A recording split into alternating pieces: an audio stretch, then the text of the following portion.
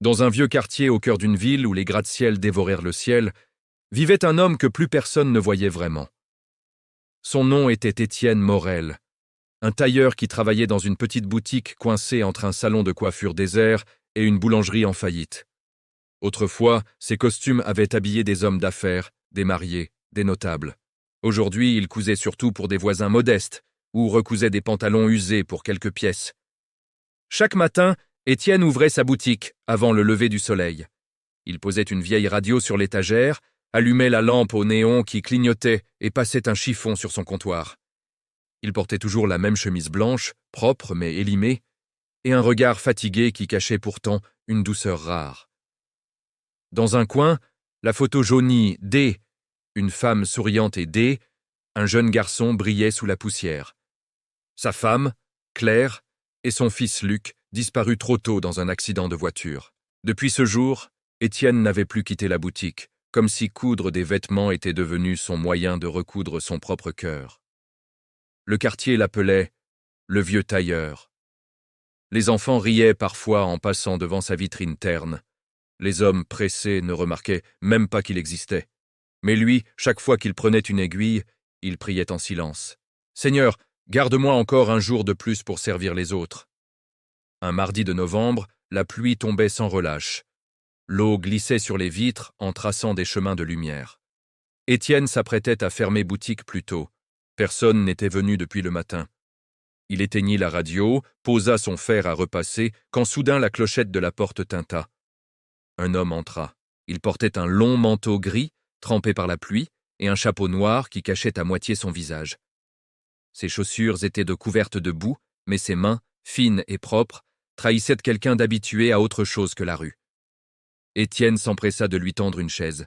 « Entrez, monsieur, vous êtes trempé. »« Merci, » dit l'homme d'une voix calme, presque douce. « J'ai marché longtemps. » Étienne observa son visiteur. Quelque chose en lui était étrange, pas inquiétant, mais lumineux, comme si la lumière grise du dehors s'était accrochée à lui. L'homme sourit et retira son chapeau. Ses yeux étaient d'un brun profond, presque doré. « J'aurais besoin d'un costume, » dit-il simplement. « Bien sûr, » répondit Étienne, surpris. « Pour quelle occasion ? » Une rencontre importante, très importante. Étienne sortit son mètre ruban et commença à prendre les mesures. Le tissu choisi était simple, un drap de laine bleu foncé qu'il gardait depuis des années. À mesure qu'il travaillait, l'homme l'observait en silence, avec ce regard calme et pénétrant qui semblait voir au-delà des apparences. « Vous avez de bonnes mains, » dit-il, « des mains qui ont connu la peine, mais aussi la bonté. »« Ce sont juste des mains de tailleur, » répondit Étienne timidement. « Rien d'extraordinaire. »« Vous vous trompez, » murmura l'homme. « Ce que vous faites avec vos mains, vous le faites avec votre âme. Peu de gens cousent encore comme ça. » Étienne baissa la tête, gêné. Personne ne lui avait parlé avec autant de respect depuis longtemps. « Combien je vous dois ?» demanda l'homme quand les mesures furent terminées. « Nous verrons cela quand le costume sera prêt, » répondit le tailleur. L'homme hocha la tête, mais avant de partir, il posa la main sur l'épaule d'Étienne. « Merci. Vous m'avez déjà donné plus que vous ne le pensez. » Puis il sortit, disparaissant sous la pluie, laissant derrière lui une odeur légère de bois et de myrrhe. Étienne resta figé un moment. Il ne savait pas pourquoi, mais son cœur battait plus fort. Pendant 3 jours, il travailla sur ce costume comme jamais auparavant. Chaque point était fait avec soin, chaque couture semblait une prière. Il se surprit à sourire en cousant, chose qu'il n'avait pas faite depuis des années. Quand enfin il eut terminé, le costume était parfait. Même la lumière semblait s'y refléter d'une manière particulière. Le 4e jour, l'homme revint. Étienne lui tendit le costume, le cœur un peu tremblant. « J'espère qu'il vous plaira, » dit-il. L'homme enfila la veste. Elle lui allait comme si elle avait été tissée sur mesure par le ciel lui-même. « C'est magnifique, » dit-il en se regardant dans le miroir. « Vous avez un don, Étienne. » Le tailleur esquissa un sourire triste. « Un don qui ne nourrit plus son homme, » répondit-il. « Mais je fais de mon mieux. » L'homme plongea la main dans sa poche, puis s'arrêta. « Combien vous dois-je » Étienne hésita. Il pensa au loyer en retard, aux factures, à son ventre vide depuis la veille. Puis il vit dans les yeux de l'homme quelque chose d'indéfinissable, une lumière paisible, presque divine. Il secoua la tête. « Rien. Vous ne me devez rien. » Considérez cela comme un cadeau. L'homme resta immobile, surpris. « Un cadeau ? Oui. Je ne sais pas pourquoi, mais j'ai envie de vous l'offrir. » Un silence épais remplit la pièce. L'homme sourit doucement, posa sa main sur celle du tailleur et dit « Celui qui donne sans attendre reçoit plus qu'il ne perd. » Puis il partit, laissant Étienne seul, le cœur battant, sans comprendre pourquoi des larmes coulaient sur ses joues. Ce soir-là, pour la première fois depuis des années, il alluma une bougie devant la photo de Claire et Luc et murmura « Je crois que j'ai croisé un ange aujourd'hui. » Il ne savait pas encore à quel point il avait raison. Le lendemain matin, Étienne se réveilla avant l'aube. Il n'avait presque pas dormi. Quelque chose dans son cœur s'était allumé depuis la visite de cet homme mystérieux. Il ne savait pas pourquoi, mais il se sentait plus léger, presque jeune à nouveau. Le vieux tailleur, qui d'habitude traînait les pieds jusqu'à sa boutique, se surprit à siffler un air qu'il n'avait pas fredonné depuis des années. Quand il arriva devant sa vitrine, il remarqua quelque chose d'étrange. Une miche de pain frais enveloppée dans un torchon propre, posée sur le pas de la porte. Personne dans le quartier ne lui faisait jamais de cadeaux, encore moins de nourriture. Il la ramassa, perplexe. Sur le torchon, il y avait une petite note écrite à la main. Pour celui qui a donné sans compter, aucune signature. Étienne leva les yeux vers la rue encore vide, cherchant du regard l'auteur du message. Personne. Il sentit une chaleur étrange l'envahir. Il entra, posa le pain sur le comptoir et, avant de le couper, fit un signe de croix, un vieux réflexe qu'il avait perdu depuis longtemps. Ce matin-là, chaque bouchée avait le goût du ciel. Peu après, une jeune femme entra dans la boutique. Elle s'appelait Mireille, mère célibataire, couturière à ses heures perdues, souvent venue demander de l'aide pour réparer un ourlet ou une fermeture. Son manteau était trempé, ses yeux fatigués. « Bonjour, monsieur Étienne. Excusez-moi de déranger encore. Ma fille a besoin d'un manteau pour l'école, mais je n'ai pas les moyens d'en acheter un neuf. Pourriez-vous juste ajuster celui-ci » Elle sortit un manteau d'enfant, déchiré au niveau des manches. Étienne examina le tissu. C'était du coton bon marché, mais propre. Il leva les yeux vers la jeune femme et vit dans son regard la même détresse que il avait connue autrefois. « Je vais le réparer, dit-il doucement. Revenez ce soir. »« Je n'ai pas de quoi payer tout de suite, » balbutia-t-elle. « Ce n'est pas grave, » répondit Étienne. Le sourire d'une mère vaut mieux qu'une pièce de monnaie. Elle voulut protester, mais il insista. Quand elle partit, il sentit une paix profonde s'installer en lui, comme si ce simple geste avait du sens. Toute la journée, il travailla sur le petit manteau. Chaque point de couture était fait avec soin, comme s'il recousait le monde lui-même. Dehors, la pluie recommença à tomber. Le quartier semblait plus gris que jamais, mais dans la petite boutique du tailleur, il y avait de la lumière et l'odeur du pain chaud. Le soir, Mireille revint. Quand elle vit le manteau réparé, parfait, comme neuf, ses yeux s'emplirent de larmes. « C'est magnifique, on dirait qu'il sort d'une boutique neuve. »« Ce n'est rien, » dit Étienne avec modestie. « L'important, c'est que votre fille est chaud. » Elle chercha de l'argent dans sa poche, mais il leva la main. « Gardez-le, j'ai été nourri aujourd'hui, je peux bien nourrir un peu d'amour à mon tour. » Mireille resta un instant silencieuse, émue, puis posa une main sur son cœur. « Que Dieu vous bénisse, monsieur Étienne. » Quand elle sortit, Étienne s'assit, pensif. Il regarda le vieux pain qu'il avait reçu le matin. Celui qui a donné sans compter, ces mots résonnaient encore dans son esprit. Était-ce une simple coïncidence ? Était-ce ce client étrange d'hier ? Ou autre chose ? Cette nuit-là, il rêva. Il se voyait dans sa boutique, mais tout était baigné d'une lumière dorée. L'homme au manteau gris se tenait devant lui, vêtu de blanc cette fois. « Étienne, » dit-il, la voix douce comme le vent, « continue de donner, même quand tu crois ne plus rien avoir. »« Qui êtes-vous » murmura Étienne. « Celui qui t'écoute depuis toujours. » Puis la lumière devint si forte qu'il se réveilla en sursaut. Le cœur battant, il regarda autour de lui. Le pain sur le comptoir brillait sous la lune, comme s'il reflétait une lumière intérieure. Le lendemain, la nouvelle se répandit dans le quartier. Le vieux tailleur aide les pauvres gratuitement. Certains vinrent par curiosité, d'autres par besoin. Étienne, sans comprendre pourquoi, ne pouvait pas refuser. Chaque vêtement qu'il réparait semblait lui redonner des forces. Mais cette générosité éveilla aussi des murmures. Le propriétaire du local, M. Duret, un homme avare et cynique, passa le voir. « Étienne, dit-il en entrant sans frapper, j'ai entendu dire que vous travaillez sans être payé. C'est vrai ? » Parfois, répondit-il calmement. Vous êtes devenu fou. Vous croyez que la bonté paie le loyer. Étienne sourit.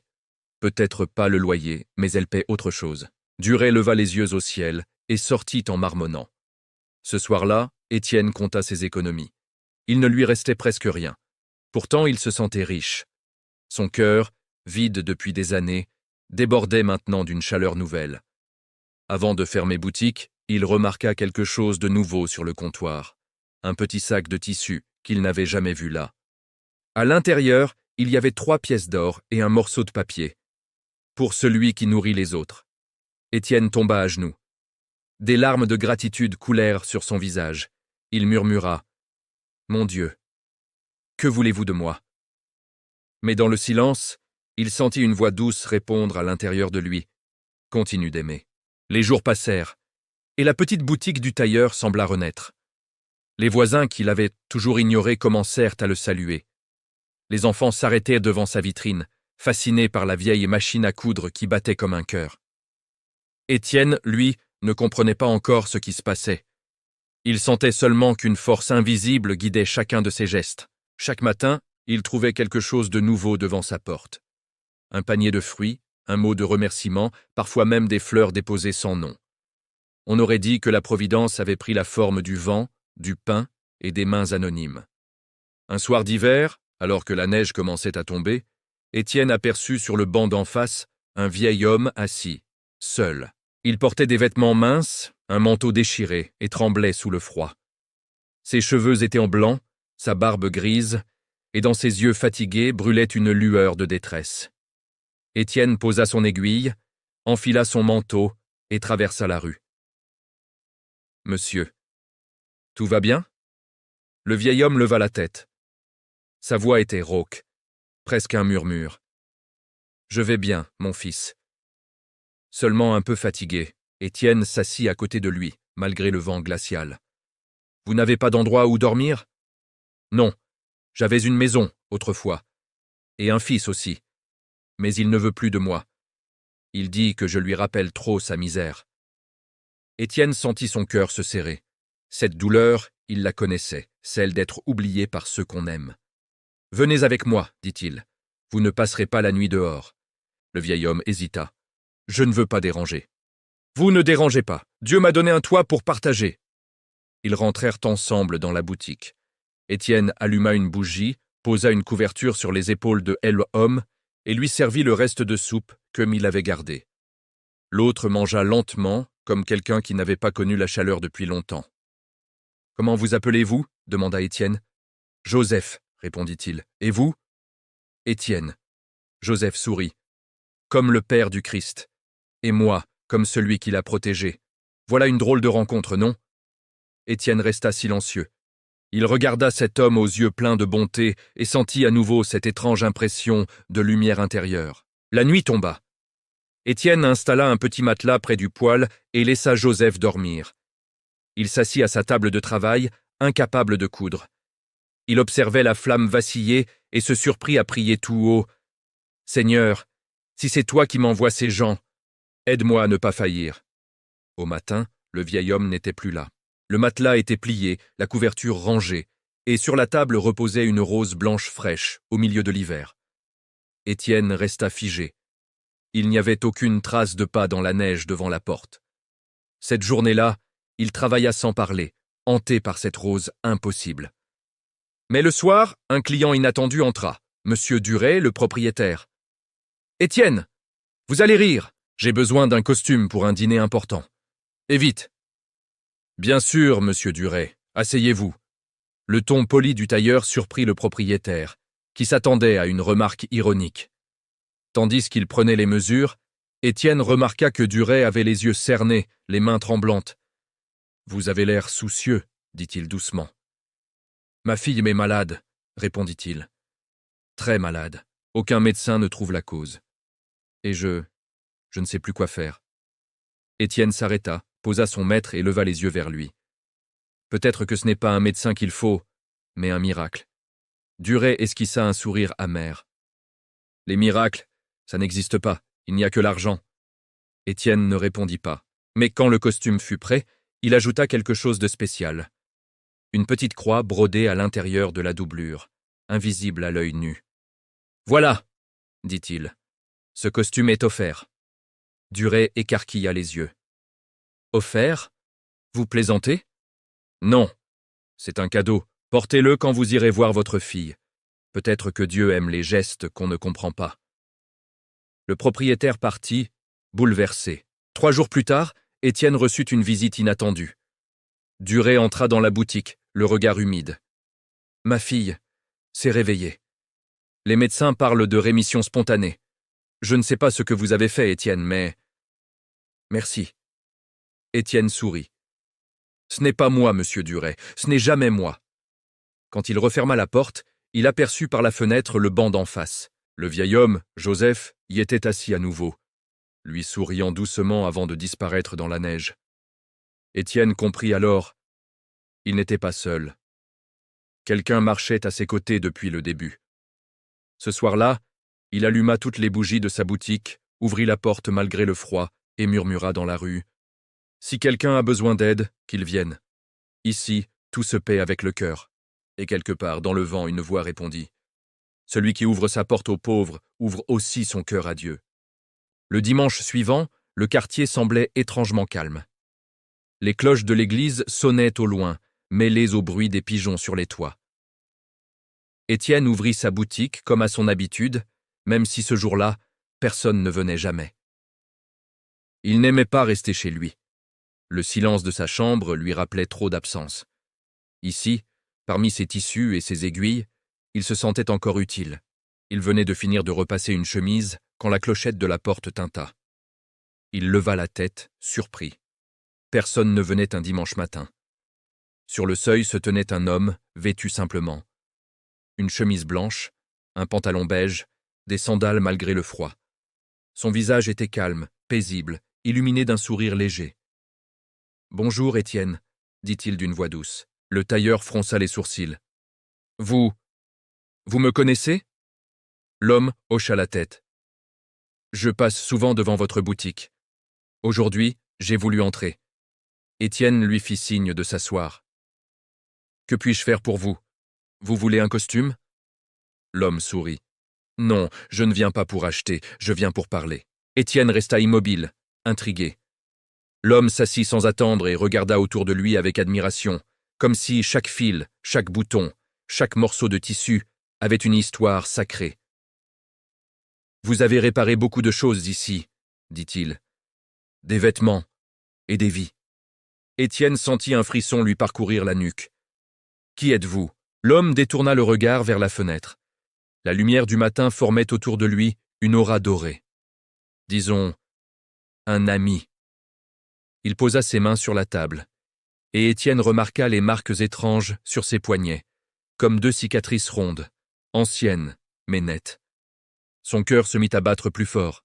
« Ces marques, vous vous êtes blessé ?»« Oui, » répondit-il doucement. « Par amour. » Le silence tomba. Étienne n'osait plus parler. L'homme reprit. « Vous avez beaucoup donné, Étienne, sans rien attendre. Pourquoi ? Parce que, quand j'ai perdu ma femme et mon fils, j'ai compris que tout ce que je possédais pouvait disparaître. Alors, j'ai décidé de donner ce que personne ne pouvait me prendre, mes mains. » L'homme sourit, ému. « Et c'est avec ses mains que vous avez touché Dieu, même sans le savoir. » Étienne sentit ses yeux se remplir de larmes. « Qui êtes-vous vraiment ?» murmura-t-il. L'homme se leva lentement. « Je suis celui à qui tu as offert un costume sans demander de paiement. Celui qui t'a laissé du pain quand tu avais faim. » Le cœur d'Étienne manqua un battement. « Non, ce n'est pas possible. » L'homme s'approcha et posa une main sur son épaule. La même chaleur surnaturelle qu'il avait ressentie ce jour-là traversa tout son corps. « Étienne, » dit la voix douce, « tu as cousu avec tes mains ce que beaucoup ne savent plus coudre, la compassion. Tu as réparé les tissus déchirés du monde, et parce que tu as su donner sans compter, je te donnerai plus que tu n'espères. Étienne tremblait. Seigneur, est-ce que c'est toi? L'homme sourit, sans répondre, mais ses yeux parlèrent d'eux-mêmes. Tu m'as servi sans me connaître, et en servant les autres, c'est moi que tu as accueilli. Il fit un pas vers la porte. Étienne, bouleversé, s'élança. « Attendez, où allez-vous » L'homme se tourna une dernière fois. « Là où on a faim de bonté. Mais je reviendrai, Étienne. Continue de coudre, car chaque point que tu fais rapproche le monde du ciel. » Puis il sortit. La clochette tinta une dernière fois, et la lumière s'éteignit lentement dans la boutique. Étienne resta seul, les mains tremblantes, les yeux pleins de larmes. Il tomba à genoux, les doigts serrés sur son maître ruban, comme sur un chapelet. « Mon Dieu, c'était toi depuis le début. » Toute la journée, il resta là, à prier en silence, incapable de bouger. Quand la nuit tomba, le quartier entier remarqua que la vitrine du vieux tailleur brillait d'une lumière douce, comme si un feu invisible brûlait à l'intérieur. Les passants dirent, Plutarque, ils avaient vu un homme en blanc sortir de la boutique et disparaître dans la rue, laissant derrière lui un parfum de pain chaud et de myrrhe. Depuis ce jour, la boutique d'Étienne ne ferma plus jamais vraiment. Même lorsqu'il dormait, la porte restait ouverte. Et ceux qui entraient repartaient toujours changés, pas plus riches, mais plus en paix. Un écriteau pendait désormais à la vitrine, écrit de la main du tailleur. Ici, on répare les vêtements et parfois les âmes. Et tout en bas, une phrase ajoutée plus tard. J'ai servi un client sans rien faire payer, et c'était Jésus en personne. Les semaines qui suivirent cette étrange visite furent différentes de tout ce qu'Étienne avait connu. Les habitants du quartier, sans qu'ils sachent pourquoi, se mirent à venir le voir, non pas pour des vêtements, mais pour parler, pour chercher du réconfort. On disait qu'un vieux tailleur, autrefois silencieux et triste, était devenu un homme dont les mots guérissaient. Certains disaient qu'il avait vu quelque chose. D'autres parlaient d'un miracle. Étienne, lui, ne disait rien. Il se contentait de sourire, humble, et de continuer à coudre. Chaque point, chaque fil qu'il passait dans le tissu, lui semblait désormais chargé d'une lumière invisible. Un matin, une femme âgée entra dans la boutique. Elle marchait avec une canne, la voix tremblante. « On m'a dit que vous pouviez réparer ce que les autres jettent, » dit-elle. Elle posa sur le comptoir une vieille robe de mariée, jaunie, déchirée sur le côté. « C'était la mienne, » murmura-t-elle. « Mon mari est mort depuis longtemps, mais je voudrais qu'elle soit belle à nouveau, pour qu'on la pose sur sa tombe. » Étienne prit la robe avec un soin infini. Il vit, dans les coutures abîmées, les traces du temps et de l'amour. Il sentit un respect profond. « Je m'en occupe, » dit-il doucement. Quand la femme partit, il posa la robe sur la table. Et en travaillant, il pria « Seigneur, rends à cette robe la beauté de la promesse qu'elle représentait. » Pendant 3 jours, il travailla sans relâche. Chaque fil semblait briller d'une clarté nouvelle. Quand il eut terminé, la robe resplendissait comme au premier jour. Ce matin-là, un rayon de soleil, rare en hiver, traversa la vitrine et illumina le tissu. Étienne resta immobile, ému. Quand la vieille femme revint, elle mit les mains sur sa bouche et pleura. « C'est comme si le temps avait reculé. Merci, monsieur Étienne. »« Ce n'est pas moi, madame. C'est l'amour que vous aviez pour votre mari qui a cousu avec moi. » Elle serra ses mains avec gratitude. « Que Dieu vous garde. » Après son départ, Étienne sortit sur le pas de la porte. Le quartier lui sembla différent, plus doux. Il remarqua des enfants qui riaient, des voisins qui se saluaient, des passants qui l'aidaient à porter un colis, comme si une onde invisible de bonté s'était propagée depuis sa petite boutique. Mais la vie n'est jamais sans épreuve. Ce même soir, un incendie éclata dans l'immeuble voisin. Les flammes montèrent vite, les cris retentissaient. Étienne, sans réfléchir, se précipita dehors. Il vit une jeune mère coincée au 2e étage, tenant son bébé dans les bras, prisonnière de la fumée. « Attendez !» cria-t-il. Sans hésiter, il entra dans le bâtiment. La chaleur était suffocante, les murs tremblaient. Il monta les escaliers en courant, un mouchoir sur la bouche. Il la trouva blottie contre une fenêtre, toussant, le bébé hurlant dans ses bras. « Donnez-moi l'enfant !» cria-t-il. Elle obéit, tremblante. Étienne prit le bébé, le couvrit de sa veste et descendit comme il put. Quand il sortit, les pompiers arrivaient. Il posa doucement l'enfant dans les bras un secouriste et se retourna vers les dans l'immeuble. La jeune femme était encore à l'intérieur. Sans réfléchir, il remonta. Une explosion retentit. Des gens crièrent de son nom. Quelques minutes plus tard, 2 pompiers sortirent avec Étienne dans leurs bras. Il était inconscient, brûlé au bras, mais vivant. La jeune femme aussi fut sauvée. À l'hôpital, quand il rouvrit les yeux, il vit autour de lui plusieurs visages familiers. Mireille, la jeune mère qui l'avait aidé autrefois, le propriétaire Duret, la vieille dame à la robe, des enfants du quartier, tous étaient là. Le médecin s'approcha. « Vous avez de la chance, monsieur Morel. Encore quelques minutes, et… » Étienne sourit faiblement. « Ce n'est pas de la chance, docteur. C'est la main de Dieu. » Quelques jours plus tard, alors qu'il se remettait, un prêtre entra dans sa chambre. « On m'a parlé de vous, dit-il. D'un tailleur qui a sauvé une mère et un enfant qui donne sans compter. Vous êtes un homme béni, Étienne. » Le vieil homme secoua la tête. « Je ne suis qu'un fil dans la grande toile de Dieu, mon père. C'est lui qui tisse, pas moi. » Le prêtre posa une main sur son épaule. « Et c'est à travers des fils comme vous que Dieu répare le monde. » Quand Étienne sortit de l'hôpital, le quartier entier l'attendait. Il n'avait jamais vu autant de visages souriants. Les gens avaient nettoyé sa boutique, réparé la vitrine brisée par la chaleur. Sur la porte, un panneau nouveau était accroché. « Atelier de la lumière. On coude avec le cœur. » Étienne resta longtemps devant, les larmes aux yeux.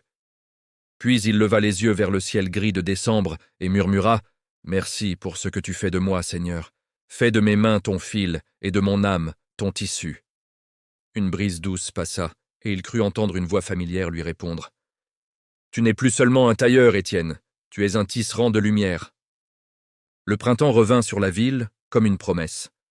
Les arbres fleurissaient, les enfants riaient à nouveau dans les rues, et la boutique d'Étienne, désormais appelée « Atelier de la lumière », était devenue un lieu de passage presque sacré.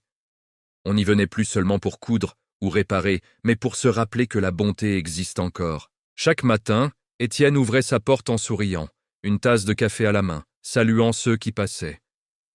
Le vieil homme avait changé. Ses gestes restaient calmes, mais son regard brillait d'une paix profonde. Il avait compris que la misère, la douleur, les pertes, tout cela n'avait pas été une punition, mais une préparation. Un jour, un jeune homme entra dans la boutique. Il portait un costume déchiré, un regard fuyant et une peur évidente. « Vous êtes le tailleur, monsieur ?» demanda-t-il timidement. « Oui, » dit Étienne. « Approche, mon garçon. Que puis-je faire pour toi ?» Le jeune homme tendit la veste, mais hésita. « En vérité, je n'ai pas d'argent. J'ai perdu mon travail et… j'ai fait des bêtises. J'ai volé, menti. Je ne mérite pas votre aide. » Étienne posa une main sur son épaule.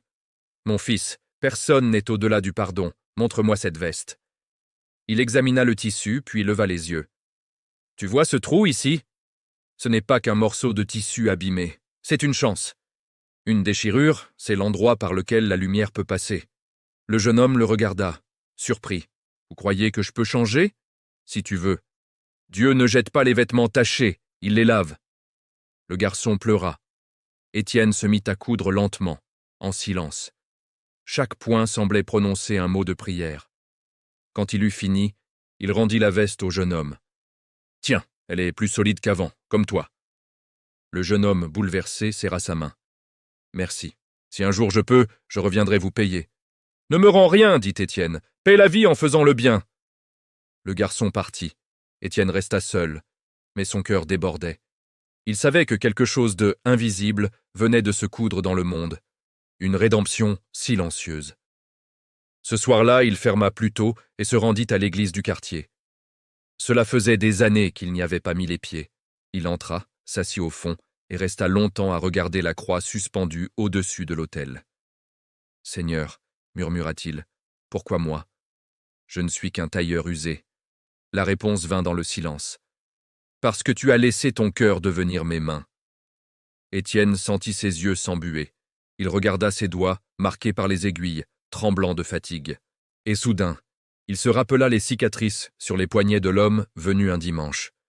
Une chaleur douce envahit tout son être. Il comprit. Le Christ n'était pas seulement venu dans sa boutique, il était resté. Les semaines passèrent. Étienne cousait toujours, mais sa boutique ressemblait de plus en plus à une chapelle. Des gens y laissèrent des messages. « Merci pour votre bonté. Vous m'avez redonné espoir. Vous m'avez rappelé que Dieu existe. » Un matin, il reçut une lettre. Le cachet venait d'un village lointain. Il l'ouvrit avec soin. « Monsieur Étienne, je suis le jeune homme à la veste déchirée. Grâce à vous, j'ai trouvé du travail dans un atelier de couture.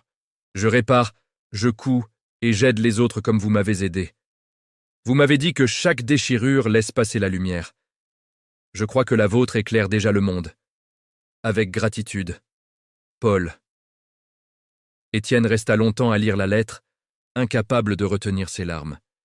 Il leva les yeux vers le ciel et murmura « Seigneur, si ma vie se termine aujourd'hui, je suis prêt. » Mais ce n'était pas encore la fin. Ce soir-là, alors qu'il fermait la boutique, une silhouette familière apparut sur le pas de la porte. Un homme vêtu de blanc, au regard paisible. « Bonsoir, Étienne.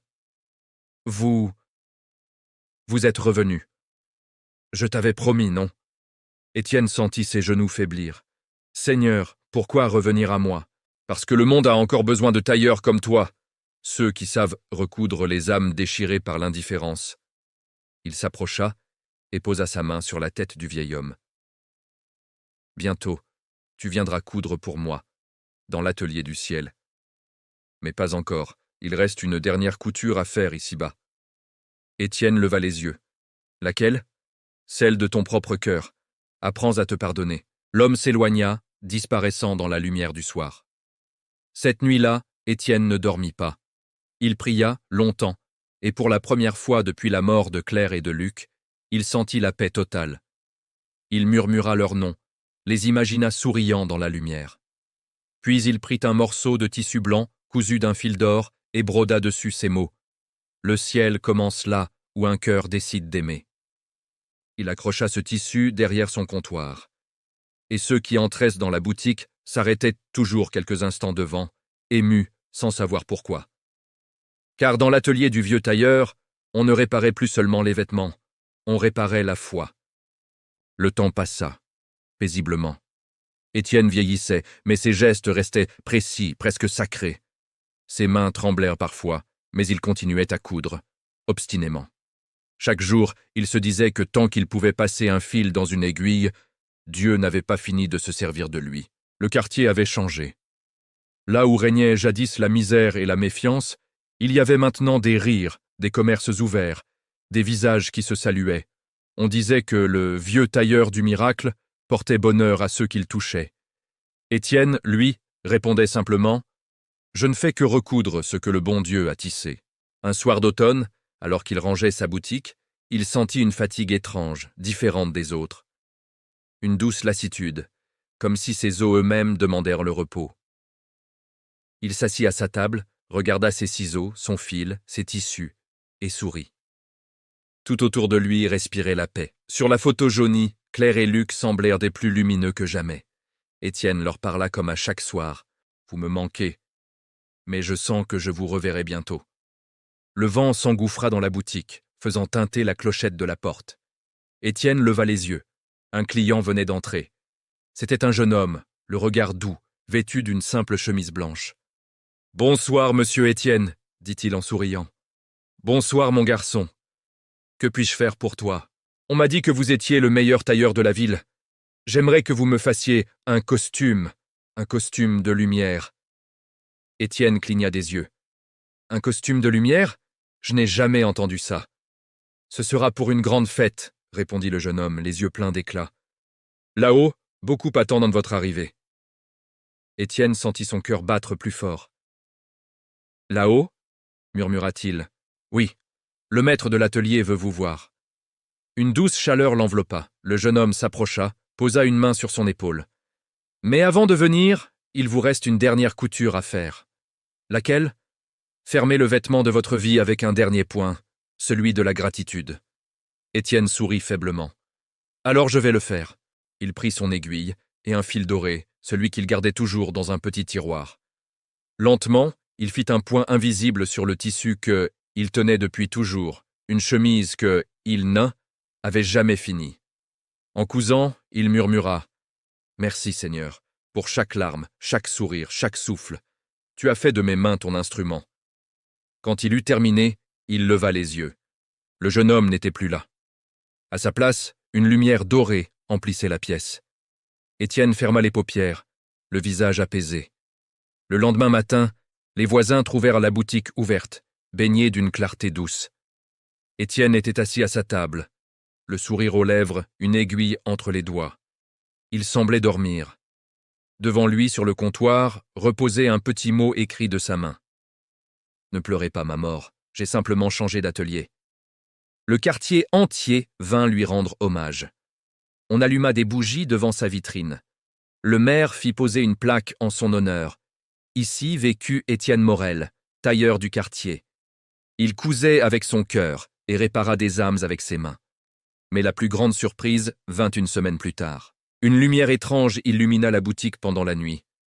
Un passant jura avoir vu, à travers la vitrine, un homme vêtu de blanc, debout derrière le comptoir, terminant un costume invisible. Et sur la table, le tissu blanc brodé d' or que le vieil homme avait laissé briller une lueur nouvelle. Les lettres semblaient en vivantes, le ciel commence là où un cœur décide d'aimer. Depuis ce jour, les gens du quartier racontent qu'on entend parfois la clochette de la porte tinter toute seule, et qu'une chaleur douce emplit l'air, comme une bénédiction.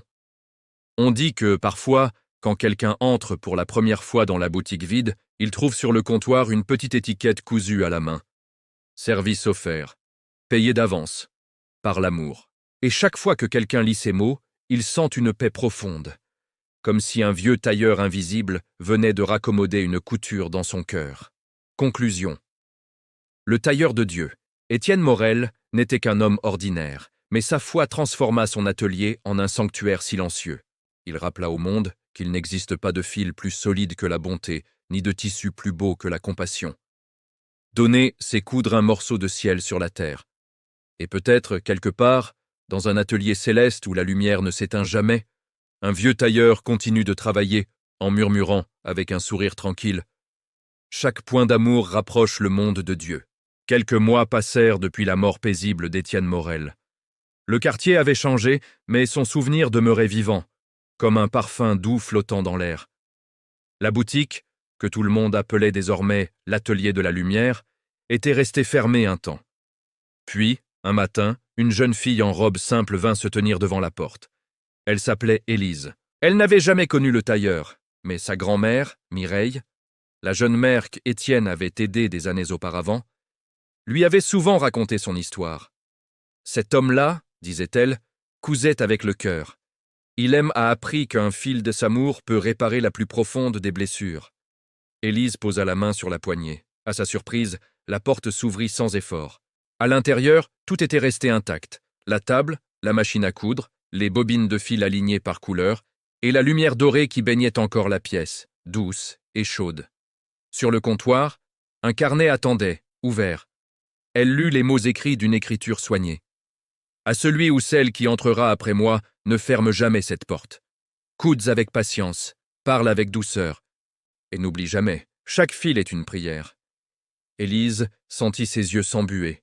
Elle s'assit à la table, caressa du bout des doigts la vieille machine, et murmura « Alors, c'est toi, le fameux atelier des miracles. » Elle n'était pas couturière, du moins pas encore.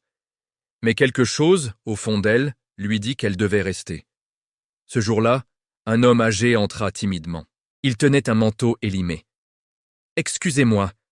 Le tailleur, il est mort, n'est-ce pas ?»« Oui, » répondit Élise doucement. « Mais je peux peut-être vous aider ?» L'homme hésita. « Ce manteau appartenait à ma femme. Elle est partie l'hiver dernier.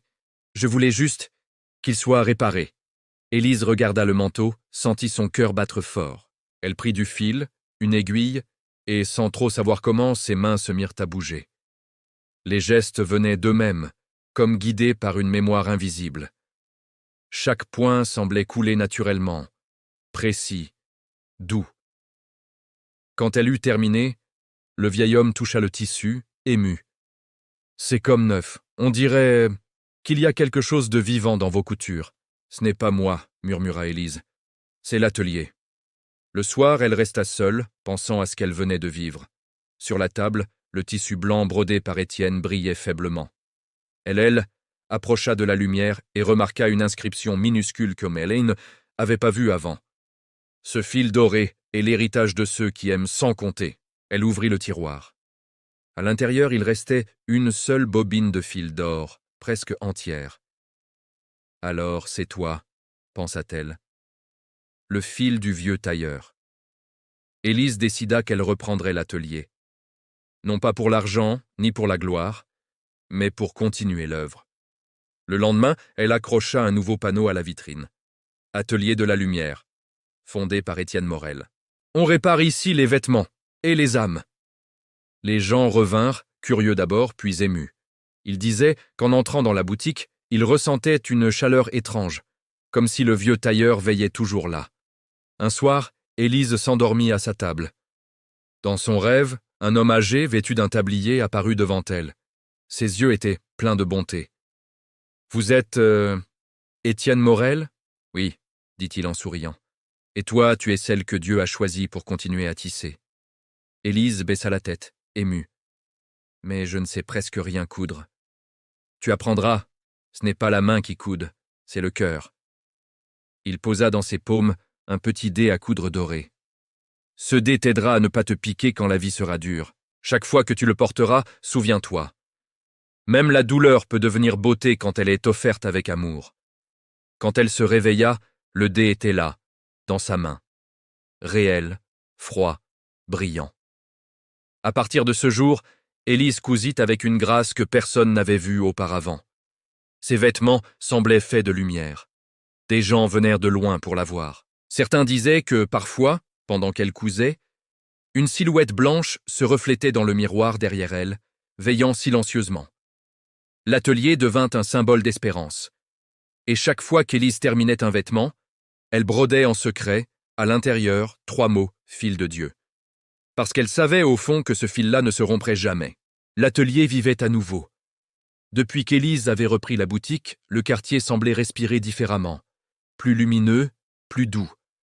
On racontait que lorsqu'on passait devant la vitrine, on sentait un parfum léger de pain chaud et de fleurs d'oranger, comme si le vieux tailleur était encore là. Priant en silence entre les étoffes, Élise travaillait du matin au soir, souvent sans sentir la fatigue. Elle cousait non seulement pour réparer, mais aussi pour écouter. Car ceux qui entraient dans les ateliers ne venaient plus seulement avec des vêtements abîmés. Ils apportèrent leurs peines, leurs regrets, leurs histoires inachevées. Un jour, une adolescente entra, les yeux rouges d'avoir pleuré. « Vous êtes la nouvelle couturière ?»« Oui, » dit Élise. « Que puis-je faire pour toi, ma chère ?» La jeune fille sortit de son sac un petit ours en peluche, déchiré sur le ventre. « C'était à mon petit frère. Il est parti au ciel. J'aimerais juste qu'il soit entier, comme avant. » Élise sentit un pincement au cœur. Elle prit l'ours avec délicatesse. « Bien sûr. Assieds-toi, je vais le réparer. » Tandis qu'elle cousait, la jeune fille la regardait sans parler. Il y avait quelque chose d'hypnotique dans la façon dont Élise faisait glisser l'aiguille, comme si chaque point refermait une blessure invisible. Quand ce fut fini, elle rendit la peluche à l'enfant. « Le voilà, » dit-elle doucement. « Ton frère peut dormir tranquille. » La jeune fille serra l'ours contre elle et un sourire timide éclaira son visage. « Merci. On dirait qu'il respire encore. » Quand elle partit, Élise s'assit un moment, les yeux dans le vide. Elle comprenait mieux chaque jour le sens des mots qu'Étienne avait laissés. Chaque fil est une prière. Le soir, alors qu'elle fermait la boutique, un bruit attira son attention. La clochette tinta toute seule. Personne. Juste un courant d'air doux et une lumière dorée qui dansait sur la machine à coudre. Élise sourit.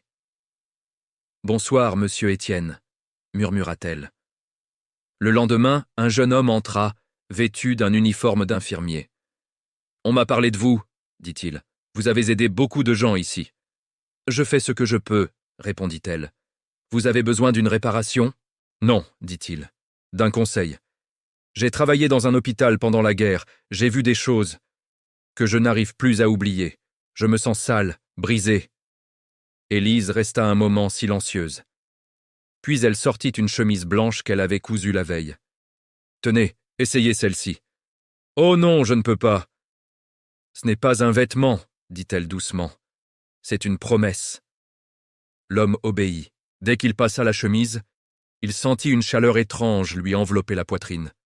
C'est incroyable, murmura-t-il. On dirait que quelque chose se répare à l'intérieur. Ce n'est pas moi, répondit Élise. C'est le fil d'or du vieux tailleur. Il partit, bouleversé. Ce soir-là, Élise prit le carnet d'Étienne et lut quelques pages à voix haute. Elle découvrit un passage qu'elle n'avait pas encore remarqué. Un jour viendra où mes mains ne coudront plus, mais d'autres mains continueront, et chaque fois qu'elles aimeront, le ciel s'ouvrira un peu plus. Elle posa sa main sur le papier et ferma les yeux. « Seigneur, fais de mes mains les siennes. » Peu après, le prêtre du quartier vint lui rendre visite. « Vous êtes donc la jeune femme qui a repris l'atelier du miracle ?»« Si on peut dire, mon père, je ne fais que suivre le fil. » Le prêtre regarda autour de lui, ému. « Vous savez, depuis que cet endroit existe, plus aucun vol n'a été signalé dans la rue. Les gens s'entraident, partagent le pain, se saluent. C'est comme si la grâce avait élu domicile ici. » Élise sourit doucement. Peut-être que le ciel n'est pas si loin qu'on le croit. Quand le prêtre partit, elle s'agenouilla près de la table et pria. Une larme tomba sur le bois, scintilla sous la lampe et disparut, absorbée comme par le tissu d'une étoffe invisible. Cette nuit-là, Élise rêva. Elle vit le vieux tailleur, assis à sa table dans une lumière éclatante. Il lui souriait. « Tu fais bien, ma fille. Continue à coudre. Le monde en a encore besoin. »« Je ne serai jamais aussi bonne que vous, » murmura-t-elle. « Tu as tort, » répondit-il. « Moi, j'ai appris à coudre. Toi, tu apprends à aimer. » Puis il disparut, laissant dans l'air un parfum de myrrhe et de pain chaud. Quand elle se réveilla, elle trouva sur sa table une nouvelle bobine de fil doré, comme neuve. Elle sut alors que son apprentissage n'était qu'à moitié terminé, et qu'un jour, elle devrait transmettre à son tour ce fil venu du ciel. Les saisons passaient, et l'atelier de la lumière était devenu bien plus qu'un lieu de couture. C'était un refuge. Des mères y entraient pour prier en silence. Des hommes y déposèrent leurs regrets. Des enfants y riaient en regardant Élise travailler. Chaque point qu'elle faisait semblait ramener la paix là où le monde avait laissé une cicatrice. Un matin d'été, alors que la chaleur dorait les pavés, une femme entra. Elle portait un long manteau malgré la chaleur, et ses yeux trahissaient la fatigue. « Bonjour !» dit Élise en souriant. « Que puis-je faire pour vous ?»« Je ne sais pas. »« Je ne viens pas pour un vêtement, » répondit la femme. « On m'a dit que vous aidiez les gens à recoudre leur vie. » Élise posa son aiguille et la regarda avec douceur. « Asseyez-vous, parlez-moi. » La femme hésita puis se mit à pleurer. « J'ai tout perdu, mon mari, mes enfants, ma maison, je n'ai plus rien, plus de raison de vivre. » Élise sentit une douleur familière la traverser. Elle repensa à Étienne, au vide qu'il avait connu avant la lumière. Elle prit la main de la femme et dit doucement « Vous n'avez pas tout perdu. Vous avez encore un cœur qui bat, et tant qu'il bat, Dieu n'a pas fini de coudre en vous. » La femme releva les yeux, surprise. « Vous croyez qu'il peut encore réparer ça ? Le fil du ciel ne se rompt jamais, » répondit Élise. « Même quand on croit qu'il s'est perdu. » Elle sortit un petit morceau de tissu blanc et y broda une simple croix dorée. « Gardez-le. Quand vous aurez mal, tenez-le contre votre cœur. Il rappellera à votre âme que tout ce qui est déchiré peut être refait. » La femme serra le tissu dans ses mains, les larmes coulant sur son visage. « Merci. Vous ne savez pas ce que vous venez de faire. »« Oh si, » murmura Élise. « J'ai juste recousu un point de lumière. » Le soir, quand elle ferma la boutique, Élise resta longtemps devant la fenêtre, observant le ciel. Les étoiles brillaient plus fort que d'habitude. Elle pensa à Étienne, à ce qu'il lui avait transmis, à ce fil doré qui semblait relier toutes les âmes passées par ce lieu. Le lendemain, un facteur déposa une lettre. L'écriture était soignée, ancienne. « Ma chère Élise, là où je suis, la lumière ne s'éteint jamais. Je vois ton travail et je souris. Tu as compris que la vraie couture n'est pas celle du tissu, mais celle des cœurs. Continue à tisser la bonté. Quand ton fil sera terminé, une autre main viendra le reprendre. Étienne. » Élise sentit ses jambes faiblir. Elle s'assit, émue, le papier tremblant entre ses doigts. La lettre sentait le bois et la myrrhe, la même odeur que celle du mystérieux visiteur des autrefois. Elle se leva, prit la bobine de fil doré et regarda ce qu'il en restait. Très peu. Un souffle de vent entra dans la boutique et fit tinter la clochette. Élise sourit. « Alors, c'est presque fini, hein » chuchota-t-elle. Mais elle savait, au fond, que ce n'était pas une fin. C'était un passage. Elle sortit dans la rue, s'assit sur le banc d'en face, celui où, autrefois, Étienne avait trouvé le vieil homme nommé Joseph. Un enfant passa, tenant un ballon troué. Il s'arrêta devant elle, hésitant. « Madame, vous savez réparer ça ?»« Bien sûr, » dit-elle en riant doucement. « Donne-le-moi. » Elle le prit, chercha une aiguille fine, un petit morceau de fil, et se mit à coudre le ballon, avec autant d'attention que si c'était un costume royal. « Voilà, » dit-elle en lui rendant. « Il tiendra encore longtemps. » Le garçon sourit de toutes ses dents. « Merci, vous êtes gentil comme le vieux monsieur d'avant. » Elle resta un instant sans voix. « Tu parles du tailleur ?»« Oui, maman m'a raconté. Le monsieur qui cousait des miracles. » Élise le regarda s'éloigner, et des larmes brillèrent dans ses yeux. Elle comprit alors que le fil d'or n'appartenait pas à une seule main. C'était un lien éternel, un fil qui passait de cœur en cœur, de génération en génération, pour recoudre les blessures du monde. Ce soir-là, elle écrivit dans le carnet d'Étienne, ajoutant une dernière phrase sous ces mots. « Le fil du ciel ne s'épuise pas, il change simplement de main. » Elle referma doucement le carnet, posa la main dessus et murmura « Merci, Seigneur, pour m'avoir fait tisser ta lumière. » Une brise douce entra, fit danser les fils suspendus, et dans leur mouvement, Élise crut voir une forme se dessiner. Un visage souriant, bienveillant, veillant encore sur elle. L'été touchait à sa fin. La lumière du soir se faisait plus dorée, plus lente, comme si le temps lui-même voulait s'arrêter un peu à la porte de Elle, atelier de la lumière. Élise continuait à coudre, jour après jour, en silence. Les gens disaient que, quand on passait devant la boutique à la tombée du jour, on pouvait entendre un son étrange, doux comme une chanson. Le chant du fil. Un soir, un groupe d'enfants s'arrêta devant la vitrine. « Regarde » dit la plus petite. « On dirait que la lumière sort du tissu. » Et en effet, chaque fois qu'Élise passait son aiguille, un éclat doré jaillissait un instant dans l'air, comme une étoile qui se dissout dans le silence. À la fin de la journée, elle posa son travail et se leva pour aérer la boutique. En regardant la rue, elle vit un jeune garçon, vêtu de haillons, tenant une boîte à chaussures vide. Il la fixait timidement. « Tu veux entrer ?» demanda-t-elle. Le garçon hocha la tête. « J'ai froid et j'ai faim. » Élise l'invita à s'asseoir, lui servit un peu de soupe qu'elle gardait dans un coin. Il mangea en silence, les yeux baissés. « Comment t'appelles-tu ?»« Noam, » murmura-t-il. « Et tes parents ?»« J'en ai plus. » Le cœur d'Élise se serra. Elle posa doucement sa main sur sa tête. « Ici, tu as une maison, Noam. » Les jours suivants, l'enfant revint, puis finit par rester. Il l'aidait à ranger les tissus, à classer les fils, à balayer la boutique. Il apprenait vite, observait tout, curieux. « Pourquoi tu dis toujours une prière avant de coudre ?» demanda-t-il un matin. « Parce que chaque couture unit deux choses qui étaient séparées. Et toute union mérite une bénédiction, » répondit-elle avec un sourire. Peu à peu, elle lui apprit à manier l'aiguille, à tenir le fil avec douceur. « Le secret, » dit-elle, « c'est de ne jamais forcer. Le fil suit la main qui aime. » Un jour, alors qu'elle corrigeait ses points, Noam leva les yeux et dit « Vous savez, Madame Élise, quand je couds ici, je me sens moins seule. » Elle sourit. « C'est normal, le fil d'or relie tous ceux qui ont aimé.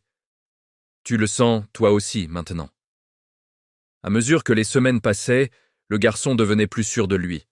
Il cousait avec application, parfois maladroitement, mais toujours avec le cœur. Un matin, Élise remarqua quelque chose de étrange.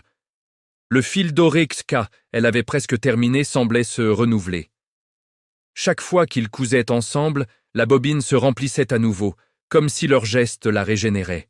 « C'est impossible, » murmura-t-elle. Noam haussa les épaules. « Peut-être que c'est le vieux monsieur qui t'aide d'en haut. » Élise sourit doucement. Peut-être bien, mon garçon. Une nuit, alors qu'elle travaillait tard, elle entendit un bruit derrière elle. Elle se retourna, et son cœur manqua un battement. Dans la lumière dorée, Étienne se tenait là, le visage paisible. « Bonsoir, ma fille. Vous êtes revenue. Oui, tu as bien travaillé. Le fil chante à nouveau. » Élise sentit les larmes lui monter aux yeux. « Mais il ne s'épuise plus, regardez. »« Parce que l'amour partagé se multiplie, » répondit-il. « Tu as compris ce que moi, je n'avais fait que pressentir. On ne transmet pas un don, on le propage. » Il posa sa main sur l'épaule de Noam, endormi près de la table. « Cet enfant est le prochain. Enseigne-lui non pas à coudre, mais à aimer. Le reste viendra. » Puis il ajouta, avec un sourire lumineux, « Le fil d'or ne vient pas du ciel, Élise. Il vient des cœurs qui continuent de croire. Quand elle leva les yeux, il avait disparu. Seule la lumière dorée demeurait, douce comme une caresse. Le lendemain, Élise écrivit dans le carnet « Quand deux âmes cousent ensemble, Dieu tisse son chant à travers elles. » Ah, et ce soir-là, alors qu'elle fermait la boutique, elle entendit, portée par le vent, une voix grave et tendre murmurer « Bien joué, ma fille. » Des années avaient repassé depuis la mort paisible d'Élise. Noam, devenu un homme, tenait désormais seul l'atelier de la lumière. Ses cheveux avaient pris la teinte du lin, et ses mains, marquées par le temps, gardaient pourtant la même douceur qu'autrefois. La boutique n'avait pas changé. Sur la table, la vieille machine à coudre d'Étienne reposait toujours, entourée de bobines de fil aux couleurs infinies. Mais au centre, trônait une seule bobine dorée, éternellement pleine. Le quartier aussi avait évolué. Les enfants qui venaient jadis observer Élise couraient désormais avec leurs propres enfants. Pourtant, chaque matin, avant d'ouvrir, Noam prenait un moment pour prier devant la photo des deux âmes qui avaient fait naître ce lieu, Étienne et Élise. « Faites que mes mains continuent votre œuvre, et que mon cœur ne se ferme jamais à ceux qui frappent. » Un jour d'hiver, alors que la neige tombait comme du coton, une jeune fille entra timidement. « Bonjour, monsieur. On m'a dit que vous pouviez réparer n'importe quoi. »« J'essaie, » dit-il avec un sourire bienveillant. « Que veux-tu que je répare ?» Elle sortit une écharpe tricotée, usée et déchirée. C'était à ma mère. Elle disait toujours qu'elle avait été cousue ici, il y a longtemps. Noam reconnut aussitôt le motif. C'était une œuvre d'Élise. « Oui, » dit-il doucement. « Cet atelier appartient à ceux qui aiment. Donne-la-moi. » Il s'installa, prit la bobine dorée et commença à coudre. La jeune fille l'observait, fascinée. « Pourquoi fermez-vous les yeux quand vous cousez » demanda-t-elle. « Parce que mes yeux ne voient plus les tissus, » répondit-il. « Ce que je recous, ce sont les souvenirs. » Elle sourit. « Et vous priez à chaque point ?»« Non, » dit-il doucement. Le fil prit pour moi. Quand il eut terminé, il lui rendit l'écharpe. Le fil doré scintillait à peine, mais la couture semblait vivante. « Voilà, elle est réparée, mais surtout, elle est bénie. » La jeune fille la serra contre son cœur. « Merci, monsieur. » Elle hésita, puis ajouta « Si un jour vous partez, qui réparera à votre place ?» Noam leva les yeux vers elle. « Toi, si tu veux. » Ce fil cherche toujours une nouvelle main. Elle resta figée, émue. « Moi ? Mais je ne sais pas coudre. »« Moi non plus, au début, » répondit-il en riant doucement. « On n'apprend pas à coudre avec les doigts, mais avec le cœur. » Il lui tendit la bobine dorée. « Tiens, elle ne s'épuise jamais. C'est le fil du ciel. » La jeune fille la prit, tremblante. À ce moment-là, un rayon de soleil traversa la vitre et illumina la pièce. Le fil scintilla comme une flamme vivante. Noam sentit une chaleur douce lui envelopper le visage. Il leva les yeux, et dans la lumière, il vit deux silhouettes, Étienne et Élise, qui lui souriaient. « C'est fini, » dit une voix dans son cœur. « Tu as bien cousu, Noam. »« Pas fini, » murmura-t-il, « juste continuer. » Puis il s'assit à la table, ferma les yeux, et laissa la jeune fille seule, debout dans le halo doré. Quand elle comprit qu'il ne respirait plus, elle pleura doucement, mais son cœur n'était pas triste, car sur le carnet d'Étienne, laissé ouvert, une dernière phrase venait d'apparaître, écrite d'une écriture lumineuse. « Le fil ne meurt pas. il change seulement de main. Depuis ce jour, la jeune fille, prénommée Clara, tint à son tour l'atelier. Et ainsi, génération après génération, le fil du ciel continua de tisser son œuvre invisible. Réparer, consoler, unir. Certains disent encore, quand la nuit tombe et que la clochette de la boutique tinte sans raison, qu'on entend un murmure apaisant venu d'un autre monde. Chaque point d'amour rapproche le monde de Dieu.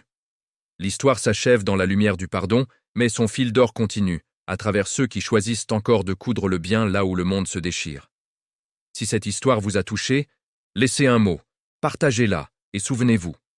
Parfois, aimer, c'est simplement aider quelqu'un à recoudre son âme.